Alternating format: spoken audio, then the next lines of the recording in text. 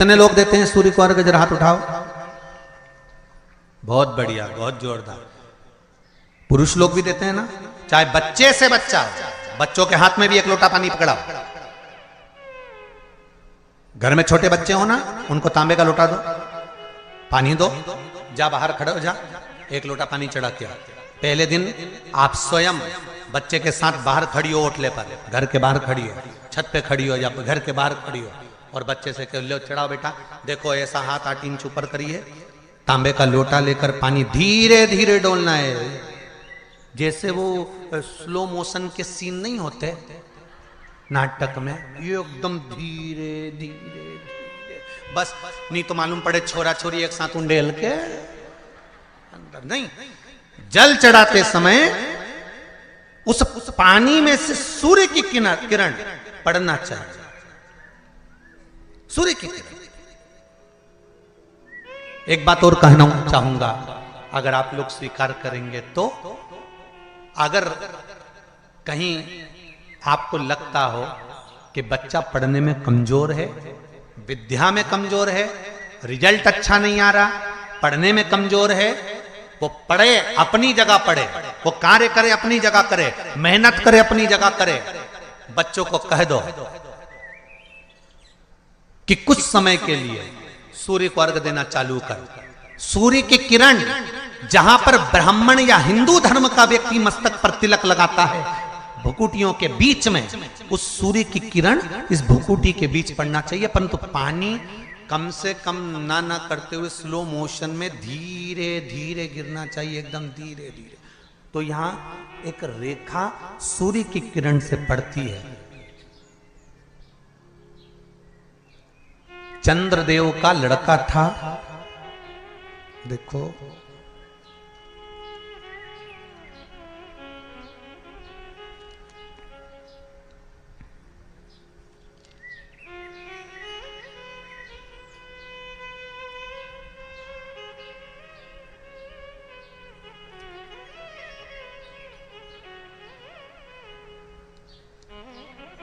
चंद्रदेव का लड़का था वर्चा। क्या नाम था? जम के बोलिए जरा। वर्चा। सुंदर प्रसंग है शिव पंचायत, शिव महापुराण का। जब संसार के हित के लिए, संपूर्ण विश्व कल्याण के लिए ब्रह्मा जी ने 33 कोटि देवताओं को बुलाया, और बुलाकर ब्रह्मदेव ने कहा कि हे देवताओं, मृत्यु लोक में द्वापर में भगवान विष्णु कृष्ण के रूप में अवतरित होने जा रहे हैं। सारे देवता अपने अपने पुत्रों के साथ में, अपनी अपनी पुत्रियों के साथ में, पुत्र वधुओं के साथ में, धर्म पत्नियों के साथ में, 33 कोटि देवता द्वापर में रूप रख रख कर, आप भी जन्म लो, आप भी प्रकट हो, क्योंकि भगवान कृष्ण। सारे देवता जाने लगे, पर चंद्रदेव ने मना कर दिया। चंद्रदेव बोले कि मैं तो चले जाऊंगा, मना नहीं है, अगर आप कहते हो तो मैं चले जाऊंगा, मैं जाकर रूप रख लूंगा और भगवान कृष्ण की सेवा में लग जाऊंगा, पर मेरा बेटा वर्चा, चंद्रदेव कहते मेरा पुत्र वर्चा नीचे नहीं जाएगा।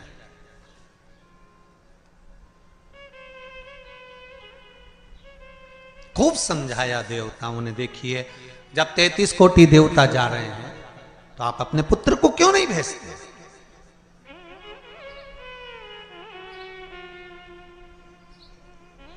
शिव महापुराण की कथा एक बड़ा सुंदर बात कह रही है, अच्छी लगे तो रख लेना, नहीं लगे तो जाते जाते कहीं कोई कुंड या तालाब मिले तो उसमें पटक देना। बात तो कहेंगे व्यासपीठ से, अच्छी लगे तो रखो। देवता कह रहे हैं, चंद्रदेव वर्चा को, आपके पुत्र को आप मृत्युलोक में भेजो, जनहित के कल्याण के लिए। जब राष्ट्र हित की बात आए, जनहित की बात आए, धर्म की बात आए, सनातनियों की बात आए, देव और धर्म की बात आए तो हर माता पिता को चाहिए कि अपने घर के बच्चों को सबसे पहली सीख ये दी जाए कि धर्म का जब मामला हो, सनातनियों का जब मामला हो, जब राष्ट्र सेवा का मामला हो, तो सामने जाकर खड़े हो जाओ, आगे जाकर खड़े हो जाओ। यह हर एक बच्चे को सीख देना चाहिए।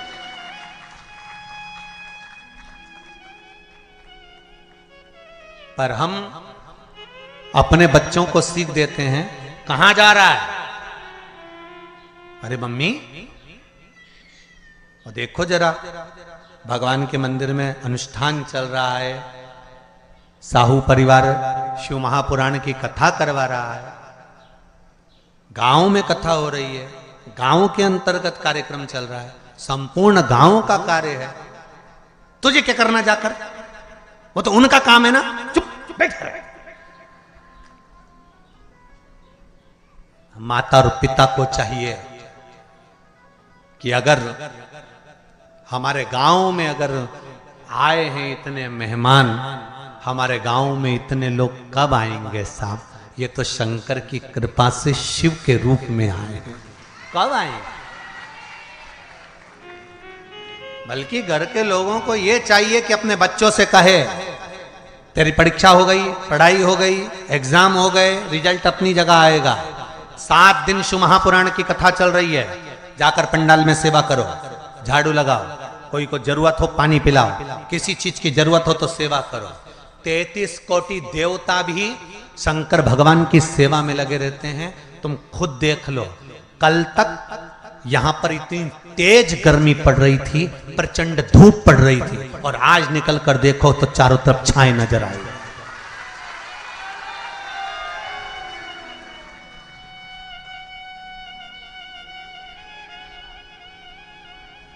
कार्यकर्ता कह रहे थे, गुरुजी इतनी गर्मी, इतनी गर्मी, इतनी गर्मी, इतनी गर्मी कि कपड़े तक पसीने में नहा रहे हैं। अब बोलो गर्मी किस किस को लग रही है आज? जम के तो बोलो जरा, लग रही कहीं? सूर्य नारायण भगवान को भी शंकर जी ने कह दिया जरा छाता लगा ले थोड़ी देर के लिए, 3 घंटा कथा चल रही है। ये शिव कृपा।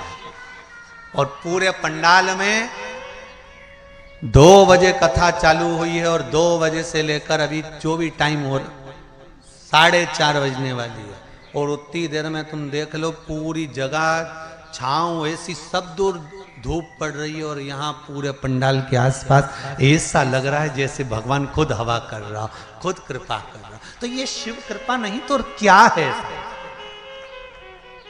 शिव दया नहीं तो और क्या?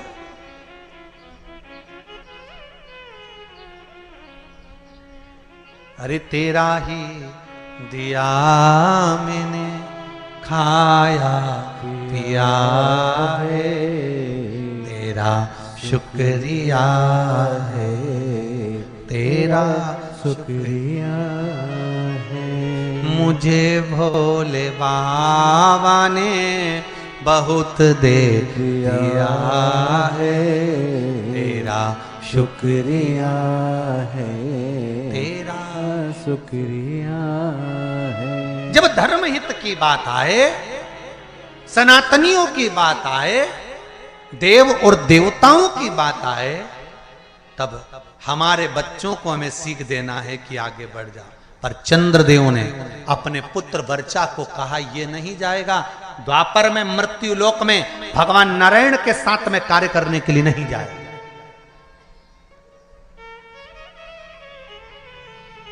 वर्चा को सूचना मिली, वर्चा को खबर मिली।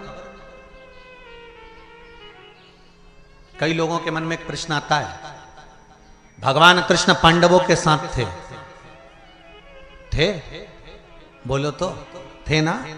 भगवान कृष्ण अगर पांडवों के साथ थे, भगवान कृष्ण को मालूम था अभिमन्यु चक्रव्यूह में फंस चुका है, भगवान कृष्ण चाहते सुदर्शन उठा के अभिमन्यु को बचा सकते थे।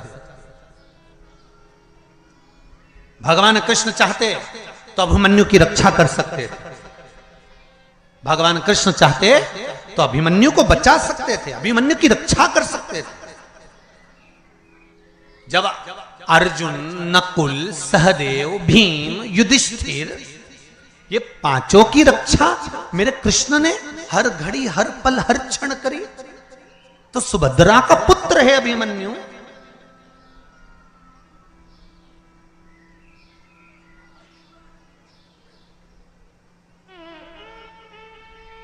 अर्जुन का पुत्र है अभिमन्यु।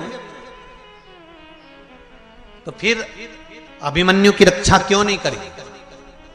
क्या भगवान कृष्ण को नहीं मालूम था कि ये मरने वाला है? क्या भगवान कृष्ण को नहीं ज्ञात था कि ये मरने वाला है? उसकी कथा है ये। चंद्रदेव ने कह दिया था मैं मेरे बेटे को नहीं भेजूंगा। वर्चा को मालूम पड़ा।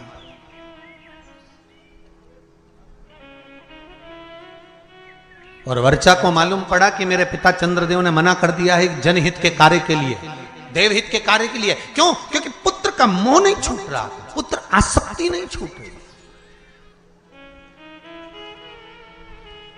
कई लोग आपसे पूछेंगे पूर्व समय में अभिमन्यु कौन था जिसकी रक्षा मेरे कृष्ण ने नहीं करी? पांडवों की रक्षा करी पर अभिमन्यु की रक्षा नहीं करी। लोग आपसे प्रश्न करेंगे, आपको उत्तर देना पड़ेगा। घर के छोटे बच्चे पूछेंगे मम्मी चक्रव्यूह में अभिमन्यु पड़ा था, महाभारत देखकर कहेंगे जब भगवान कृष्ण पांडवों के साथ थे तो अभिमन्यु की रक्षा क्यों नहीं करी? तो आपको बताना पड़ेगा कि अभिमन्यु पूर्व समय में चंद्र का पुत्र वर्चा था और इसकी रक्षा क्यों नहीं करी वो भी कथा वर्णन कर रही है। यह शिव पंचायत, शिव महापुराण में चरित्र आता है हमारा। अभिमन्यु का पूर्व का नाम था वर्चा, चंद्र का पुत्र।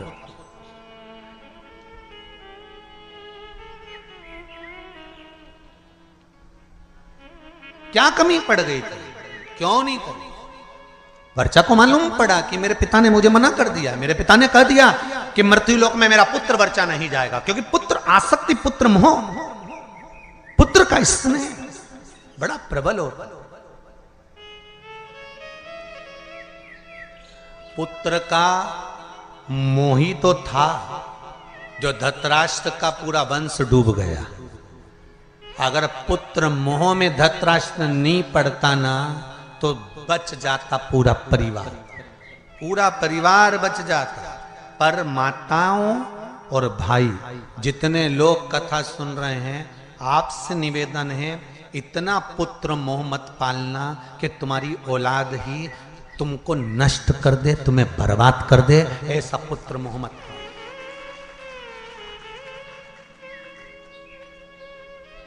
बहुत पुत्र मोह है आज के जमाने में। मेरा बेटा, मेरा बेटा, मेरा छोरा, मेरा छोरा, मेरा छोरा, और छोरा छोरा छोरा। और जब आई छबीली फिर काय का छोरा।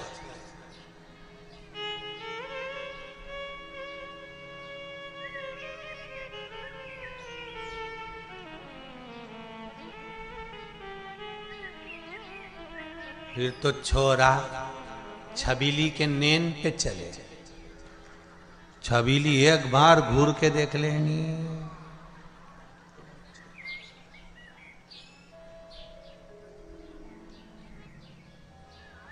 इतना बल।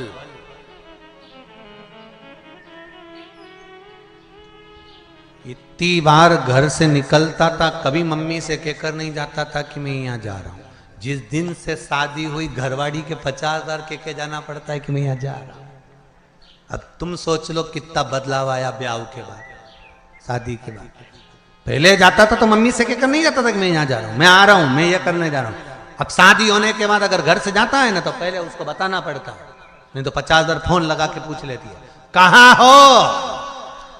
बस इतना बोला ना तो बापड़ा का पसीने की बूंद छा गई। अब भी आया 20 मिनट में, बस पहुंच ही दिया। आ रहे हो वो वाला हाल है ना। एक पत्नी ने पति से कहा कपड़े पड़े हैं बाथरूम में,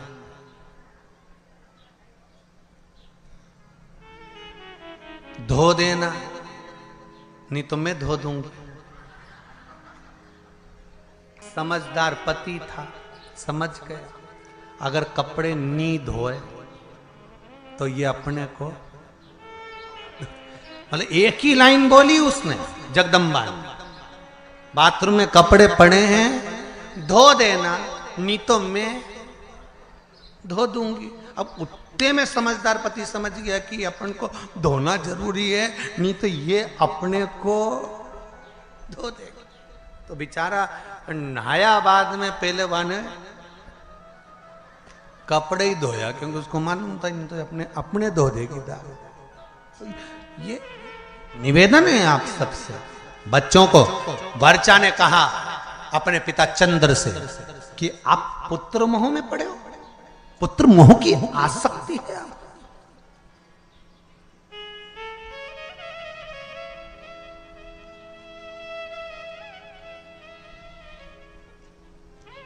पुत्र मोह की आसक्ति।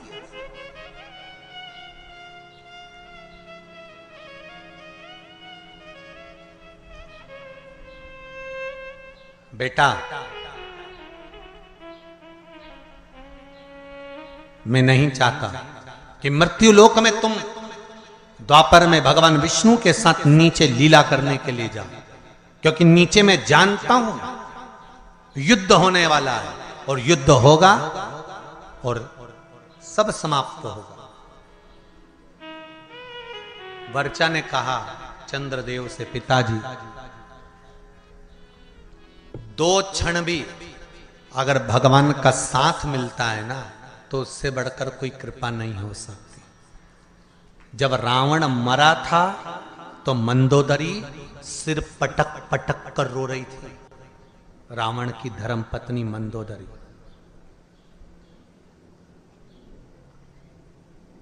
तो भगवान राम ने मंदोदरी से जाकर